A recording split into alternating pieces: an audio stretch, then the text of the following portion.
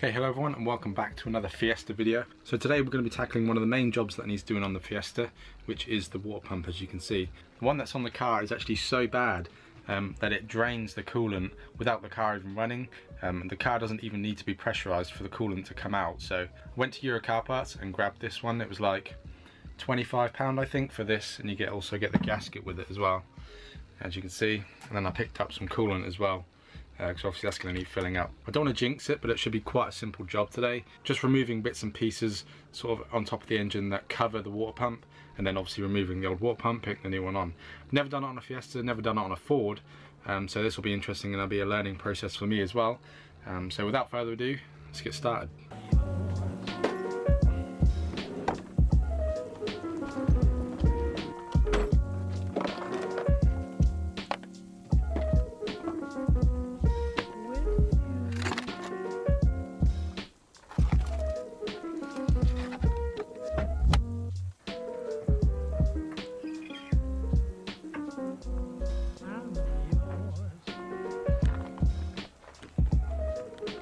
Okay, so I've gone ahead and put my gazebo up, as you can see, just to give me a little bit of shade because it's very hot today and it makes it hard to see. This is what it looks like, really glary and horrible. So nice and shaded now on this side. Obviously this being the driver's side is where the water pump is. This is the belt for it right here. This is the alternator, and I believe the water pump is that big pulley just there with my fingers. I'll try and zoom in on it if I can. It's that pulley right there, I believe. This one here, big one. So what my plan of action is for this job is the alternator is going to come off with the bracket that holds the alternator on. Obviously the belt's going to have to come off, but before that I might support the engine on this side with the jack underneath it and take off this engine mount on this side because this impedes quite a lot. And I want to try and clear this area as much as I can just so I've got the best access to the water pump. So I'm thinking support the engine from underneath, engine mount off, alternator off, alternator mounting bracket off, and then I can take the belt off and then the water pump and stuff like that. So that's the plan of action. So I'm going to go grab my jack first.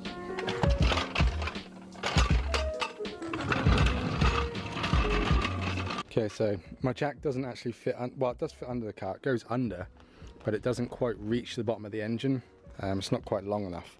So I'm going to take off what I can without removing that and see if I can get enough access without having to take the engine mount off. I might be able to. Taking the alternator off might be enough room. I might not have to worry about taking the mount off, so we'll see how we go. I'll take this off first, the alternator, and then we'll see what it looks like. Okay, so these two bolts here are 15mm, so I'm going to take them off first.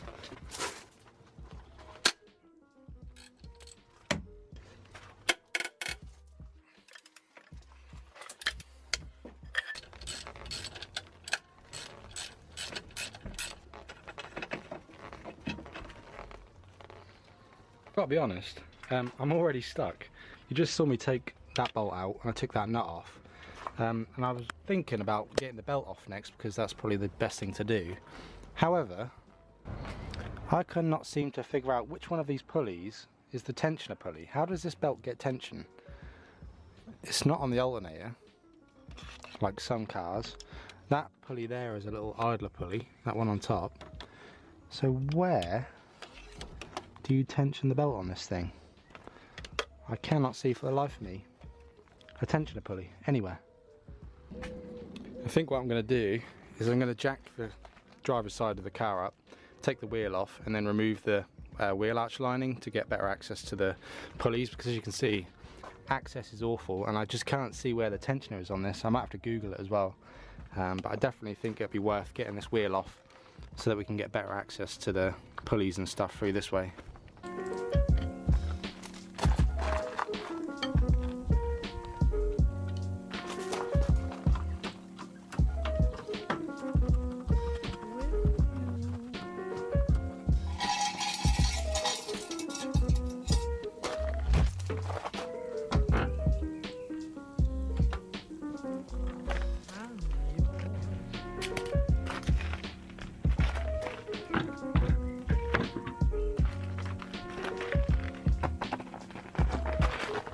Okay, so with the wheel now off, I've got the inner wheel arch liner, the one that goes all the way around, and then there's another cover here which has just got a couple of cable ties and a couple of bolts holding it on, so I'm going to whip them off as well, and hopefully we'll get good access from this side.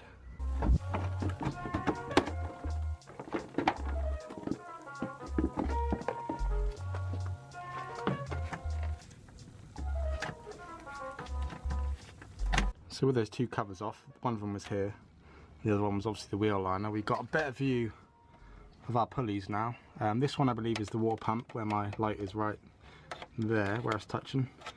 And I think that that one might be the tensioner, just there. So I'm going to try and put a spanner on that and see if I can loosen the belt.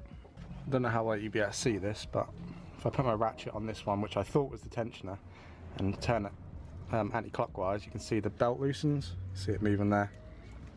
So that is the tensioner. I just need to remember the root of the belt now and take it off.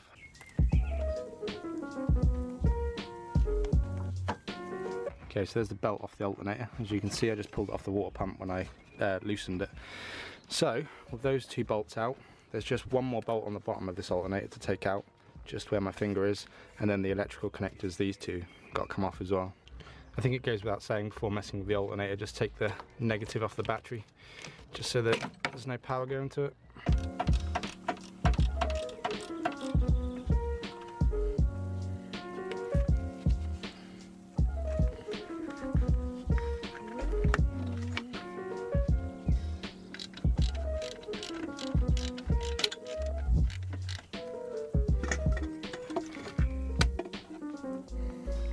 There's the alternator out. One step forward. We can see our water pump. That's the water pump right there, the thing with all the pink stuff on it. I definitely think what I'm going to do is take that engine mount off though, because that will give us loads more access. So now I've got the car jacked up, like so. I've got an axle stand under there. I can move the jack to the engine side and support the engine, and then take that engine mount off. I think that's the next thing to do.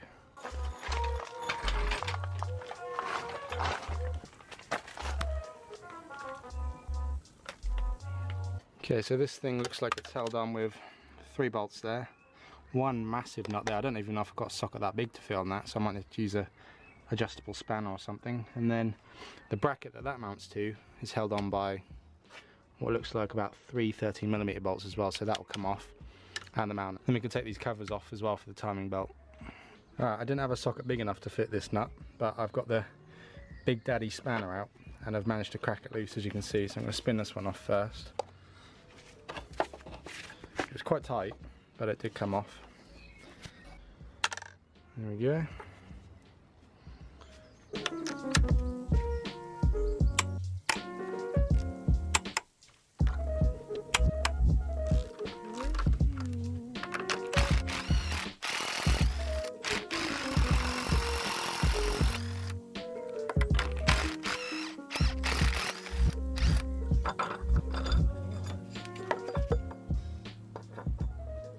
Okay, so that leaves us with this engine mount, which is held on by a 13mm there, and then 2 on the front. I think that'll come off as well.